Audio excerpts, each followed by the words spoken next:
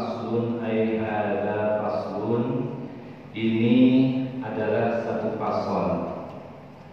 Arkanus sholati, bermula rukun-rukun sholat. Sab'ata asyara, ada 17 perkara. Para bapak dan para hadirin yang dimuliakan Allah, pada malam hari ini kita akan membahas tentang yang namanya rukun-rukun sholat. Pada pertemuan yang lalu kita sudah membahas tentang syarat. Perbedaan syarat dengan rukun, kalau syarat kemarin yang kita sudah pelajari itu ada 8. Ma tatawaqqafa alaihi sihhatus sholati wa laisa min hajjun. Jadi kalau syarat itu sesuatu yang menentukan keabsahan sholat, tapi dia laisa minha, bukan bagian berada di dalam sholat, jadi di luar sholat syarat.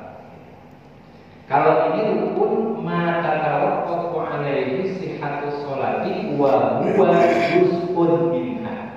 Dia termasuk yang menentukan keabsahan sholat, ya. Tapi wa huwa juz'un, dia itu berada di dalam ibadah sholat. Jadi ini namanya rukun. Dan ini diibaratkan nanti sebelum kita masuk pada rukun-rukun sholat, kita memang harus betul-betul memahami bahwa yang namanya sholat ini adalah afdhalus sa'iril ibadah. Ibadah yang memang paling mulia dibandingkan ibadah-ibadah yang lain. Dan ini memang harus mengikuti aturan-aturan yang telah ditetapkan oleh syari, yaitu agama, yakni Allah dan Rasul. Ada orang dikatakan modelnya dua, tidak melaksanakan ajaran agama, tidak melaksanakan sholat. Yang pertama adalah orang yang memang benar-benar kagak mau mengerjakan sholat. Itu termasuk yang tidak mengerjakan sholat, jelas-jelas karena tidak melaksanakan sholat, padahal perintahnya ada. Nah, sedangkan yang kedua, ada orang melaksanakan sholat tapi tidak mengikuti aturan yang telah ditetapkan agama, asal-asalan. Ini pun dianggap tidak melaksanakan sholat. Maka oleh karena itu menjadi hal yang penting ketika kita melaksanakan sholat, perlu kita pelajari dan pahami ilmunya, termasuk di dalamnya masalah syarat, rukun dan lain-lain sebagainya.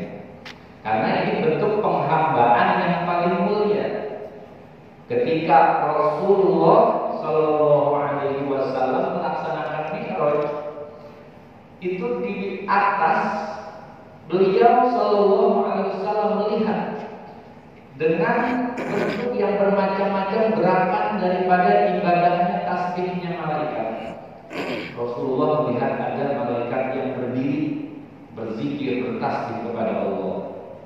Ada lagi Rasul menemukan malaikat yang ruku saja, bertasbih kepada Allah. Ada yang sujud aja. Artinya ibadah sholat ini merupakan gabungan dari berbagai ibadah-ibadah yang dilakukan oleh para malaikat. Karena ibadah sholat ini merupakan ibadah yang terpenting dan paling mulia di antara ibadah-ibadah yang lain. Nah, perlu kita pahami ada nanti di dalam sholat ini yang namanya rukun. Sebelum masuk kemari, biar kita pahami secara global, nanti agak tidak terjadi overlap. Nanti ada tumpang tindih di sini. Secara global saja saya berikan gambaran. Di dalam ibadah sholat, khususnya yang kita laksanakan sholat ini, ada 3. Yang pertama adalah rukun. Yang kedua ada yang namanya sunnah arba'ah. Ada lagi yang namanya sunnah hayat. Ini 3 yang ada di dalam ibadah sholat. Digambarkan di dalam kitab Kasyifatus Sajad yang namanya itu diibaratkan karoksi, diibaratkan manusia nih, ya. Kalau sholat diibaratkan bentuk manusia itu, yang namanya syarat itu kahayatin, seperti ruh. Jadi manusia itu punya ruh. Jadi syarat di dalam sholat ditempatkan sebagai ruh yang hidup. Tapi dia tidak kelihatan ruh itu. Tapi sangat menentukan kehidupan ruh. Itulah yang disebut dengan syarat. Artinya kalau seseorang kagak ada ruhnya, berarti enggak hidup. Seseorang yang melaksanakan sholat tanpa melaksanakan syarat-syarat, memenuhi syarat-syarat, berarti sholatnya tidak sah. Yang kedua, rukun. Rukun diibaratkan karoksi. Jadi kalau rukun di dalam sholat itu diibaratkan seperti kepala. Ya. Kepala ini kita punya kepala. Kalau seandainya kepala kita nggak ada, ya, itu kita bisa hidup nggak bisa, mati. Sama juga dengan sholat. Ketika kita melaksanakan sholat, rukunnya kita nggak bawa, kita nggak praktekkan, kita nggak merealisasikan, maka sholat kita pun juga tidak sah. Syarat diibaratkan seperti ruh manusia, rukun seperti halnya kepala. Jadi nggak hidup. Kalau misalnya orang nggak ada kepalanya, jadi dia hidup. Ini kata Syekh Al-Bakri. Kemudian ada lagi yang namanya sunnah ab'ad. Sunnah ab'ad diibaratkan wal ab'adu ka'adhohiha. Sunnah ab'ad itu kalau diibaratkan tubuh manusia, diibaratkan seperti anggota tubuh kita. Kaki contohnya. Ini diibaratkan kaki seperti sunnah ab'ad di dalam sholat. Kalau kepala kita nggak ada, berarti kita nggak bakal hidup, mati. Sedangkan kalau misalnya sunnah ab'ad diilustrasikan seperti kaki. Kalau kaki kita buntung, itu masih hidup nggak? Masih. Berarti karena kaki ini kita putus, kita masih hidup. Itu diibaratkan yang namanya sunnah ab'ad seperti kaki. Masih bisa hidup. Artinya sholat kita sekalipun kita tidak menggunakan sunnah ab'ad, tapi masih sah. Tapi dikatakan belum sempurna. Anggota tubuh kita tidak sempurna. Nanti sunnah ab'ad yang akan kita bahas salah satunya ada dua, tasyahud awal dan qunut. Ini. Maka kita ganti dengan kaki palsu, gitu. Nah, maka ketika kita meninggalkan tasyahud awal atau qunut, kita tajbusnya, kita tambahnya dengan sujud sahwi. Itu masih sah. Ada lagi yang namanya sunnah hayat. Kalau sunnah hayat ini diilustrasikan kasyu'urihi alladhi yatazayyanu biha. Sunnah hayat ini diibaratkan seperti sesuatu yang berada dalam tubuh kita berupa rambut, misalnya kumis, rambut kepala, jenggot misalnya. Ini sunnah hayat. Kalau orang kagak ada kumisnya, orang termasuk sempurna ya? Sempurna, ya, bisa hidup. Sama itu di dalam sholat. Kalau orang tidak melaksanakan sunnah hayat, gitu ya. Misalnya apa dia sunnah hayat? Misalnya membaca dalam surah setelah Fatihah, itu sunnah hayat.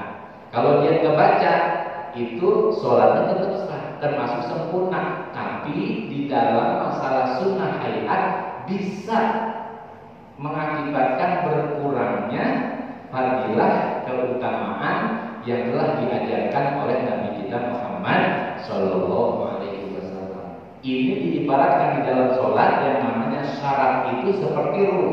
Ya. Kemudian rukun sholat itu seperti kepala. Kalau ada kepalanya kita nggak laksanakan rukun, berarti sholat kita nggak sah. Kalau sunnah ab'ad diibaratkan seperti anggota tubuh kita, kaki, tangan, ini seperti hanya sunnah ab'ad. Dan kemudian yang terakhir ada yang namanya sunnah hayat. Sunnah hayat paling banyak. Nanti akan kita bahas di sini. Nah, ini sebagai penjelasan secara global terkait dengan masalah rukun sholat. Nah, para jamaah sekalian, di dalam masalah rukun sholat ini nanti dibagi oleh para ulama itu 3. Ada yang namanya rukun qalbi, artinya yang berada di dalam hati, wajib itu rukun, yang namanya rukun wajib harus kita laksanakan. Yang kedua namanya rukun qauli, sifatnya ucapan. Ya. Jadi dia kalau rukun qauli harus dilafalkan, disuarakan dan minimal terdengar oleh kuping kita. Misalnya nanti kita bahas ketika kita takbir, takbiratul ihram ini termasuk rukun qauli. Kalau misalnya kita takbir cuma memakamkan saja, ini enggak sah. Kenapa? Rukun qauli minimal harus dilafalkan dan mendengar minimal kuping kita sendiri. Maka kita harus suarakan ketika takbiratul ihram, Allahu Akbar. Termasuk juga dalam bacaan Fatihah, salam, lain sebagainya. Itu yang kedua rukun qauli. Dan yang ketiga yang namanya rukun fi'li, perbuatan di dalam gerakan-gerakan sholat. Seperti kita takbiratul ihram, kemudian juga misalnya ruku, i'tidal, sujud, ini namanya gerakan-gerakan di dalam sholat. Itu secara garis besar di dalam masalah ibadah sholat. Karena sholat ini tadi yang saya sampaikan merupakan afdhal sa'iril ibadah yang paling mulia di antara ibadah-ibadah yang lain. Nah, rukun sholat sab'ata asyara, ada 17 perkara. Ini akan kita pelajari.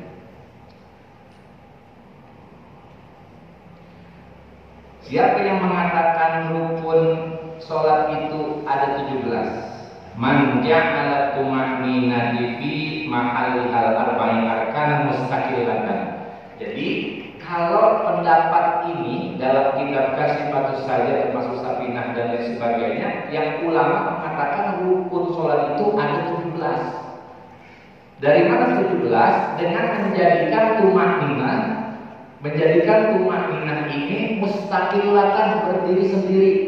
Misalnya dalam ruku itu tuma'ninahnya terpisah. I'tidal ada tuma'ninahnya dipisah. Ini yang menjadikan tuma'ninah berdiri sendiri, tidak digabung dengan rukun fi'li. Ada juga yang berpendapat yang namanya rukun sholat itu ada 18. Dengan menambahkan niatul khuruj minas sholat, seperti Abu Syuja' nih, dia mengatakan yang namanya rukun sholat ada 18. Ada tambahan 1, niat khuruj dari sholat itu dikatakan sebagai rukun.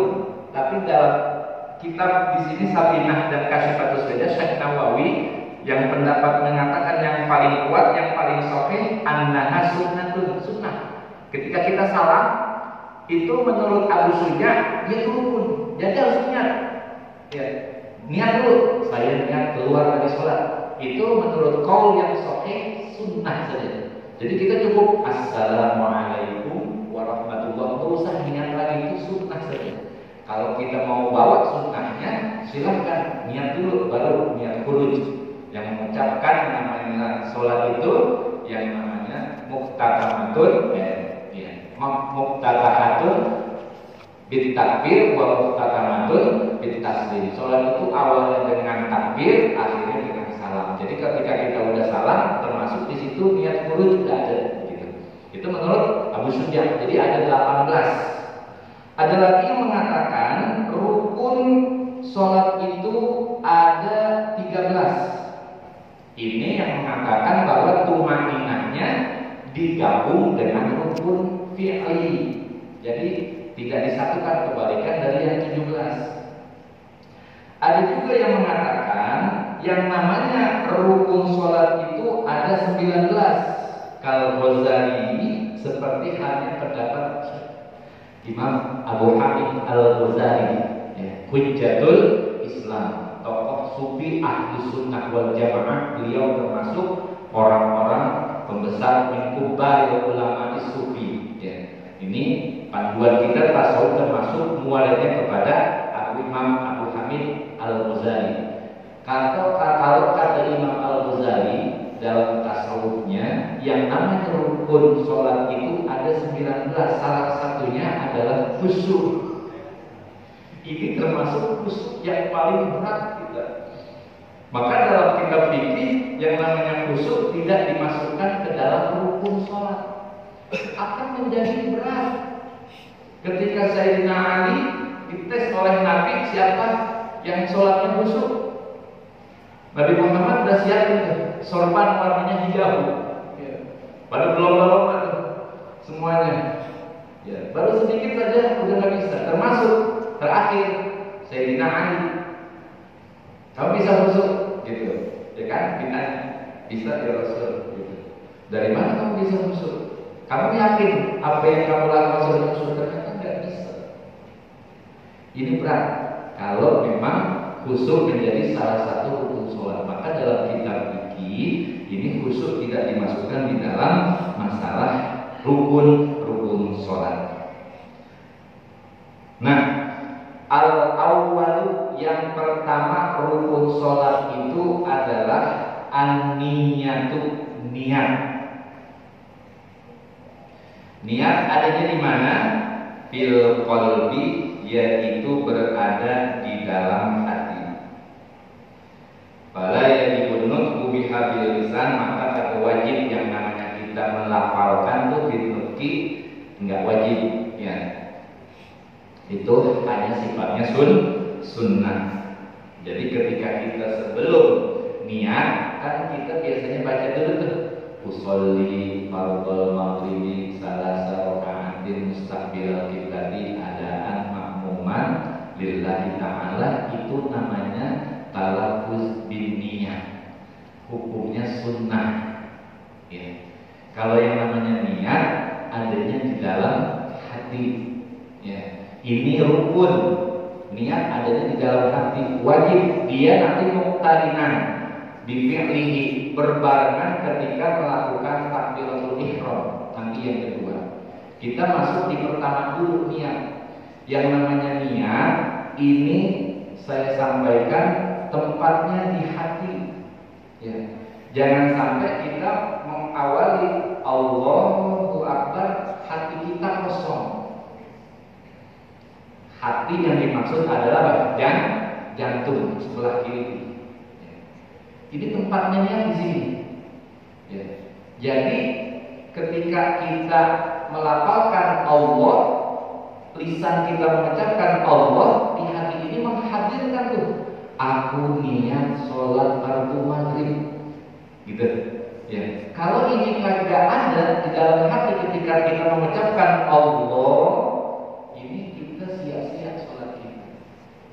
Maka mulut kita melafalkan Allah dalam hati sambil menghadirkan bacaan aku niat sholat fardu maghrib dan seterusnya. Nah, cuma masalahnya memang kadang, mohon maaf, ada orang yang mempermasalahkan terkait masalah talaffuz bin niyah, bid'ah katanya, dengan qasad dan ta'arudnya, ya. Nanti pada pembahasan berikutnya kita di sholat wajib dulu. Yang kedua setelah niat, takbiratul ihrami, rukun sholat yang kedua yaitu takbiratul ihram. Takbir karena adanya pengharaman. Ini dikatakan idhofatus sababi lil musabbab. Dengan adanya takbiratul ihram menjadi sebab yang tadinya halal menjadi haram. Jadi takbiratul ihram ini mengucapkan Allahu Akbar, ya.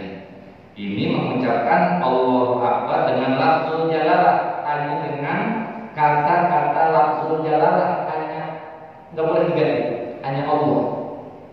Allah itu nggak boleh Ar-Rahmanu Akbar, nggak boleh. Itu hanya pada lafaz Allah. Yang kedua menggunakan lafaz akbar. Nah, ini. Jadi kalau sekalipun Allahul Akbar tapi menggunakan yang memang umum saja digunakan. Akbar, lafaz Allah dengan akbar. Jadi di sini yang namanya takbiratul ihram kita mengucapkan Allahu Akbar. Ini termasuk rukun qauli. Ketika kita takbir, maka kita harus suarakan. Minimal kita yang dengar. Kenapa? Rukun qauli wajibnya harus dilafalkan, disuarakan, minimal pendengaran kita yang dengar. Allah.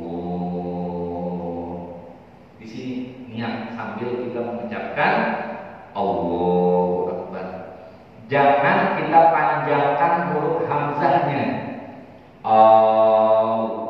Nggak sah. Kenapa? Hamzahnya nanti berubah menjadi hamzah istifham. Artinya apakah? Allahu, apakah Allah akbar maha besar? Begitu jadi artinya. Ini bahaya. Ya. Maka batal tuh, nggak boleh. Atau memanjangkan lafaz bar juga. Allahu akbar, nggak boleh. Jadi sesuai dengan aturan tajwidnya. Allahu akbar, gitu. Nah, ini pengucapan lafaz Allahu Akbar nanti dibarengi dengan kita mengangkat kedua tangan. Ini sunnah. Ya. Sunnahnya dalam mazhab Syafi'i ini hadwa mankiba ini dia sejajar dengan atas pundak nih. Ini atroful asobi dia dekat kepada telinga dan ini maksufah terbuka. Gitu. Macam-macam banyak tata cara pada saat kita takbiratul ihram. Ya, cuma yang paling bagus dikatakan di dalam kitab Al-Majmu' dia ini haluman kibaini ayyuhadiya. Ya, ini dia agak tinggi, sejajar juga naik telinga di atas pundak kedua pundak kita. Ya, ini Allah ini dekat kuping gitu. Mau begini nggak apa-apa gitu ya. Jadi dia maksud itu juga. Jadi jangan dapat atau seperti ini karena kita menghadap kiblat gitu ya. Ini diajarkan dalam kitab-kitab Syafi'i, kitab ulama-ulama kita.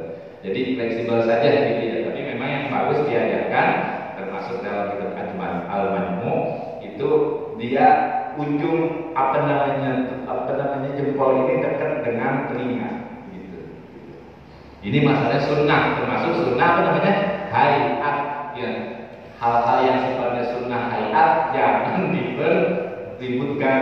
Nah, ya, kecuali kalau rukun boleh dipeributkan. Artinya dijadikan sebagai salah satu pembahasan. Ya. Nah, ini yang paling bagus ketika kita niat, ya, aku niat sholat fardu maghrib 3 rakaat menghadap kiblat, gitu ya, karena Allah Taala. Ini selesai. Allahu Akbar. Yang paling bagus begini. Ya. Bar itu kan sini. Tinggal kita baru sedang. Kalau yang kedua bisa juga Allahu Akbar berhentinya pada saat kita sedang. Dan itu letaknya adalah di bawah dada di atas pusar dalam mazhab Syafi'i begitu. Jadi jangan terlalu tinggi juga, jangan terlalu ke bawah juga, di tengah. Bahkan oleh Imam Al-Baihaqi dia ini bagian tangan kanan dia memegang pergelangan tangan. Jadi bentuknya seperti Allah di sini. Alif, hamzah, ini a semuanya di sini. Lam a. Agak ke kiri. Kenapa? Ini bagiannya dekat dengan jantung. Jadi di atas agak ke kiri. Ya, ini menurut Imam Al-Bajuri. Ya. Banyak ulama-ulama mengetengahkan bagaimana letak pada sedekah. Kalau dalam mazhab Imam Malik kami pakai sedekah dia Allahu Akbar langsung lepas. Nah, ini sifatnya hanya sunnah hayat saja, tidak perlu dipermasalahkan seperti itu.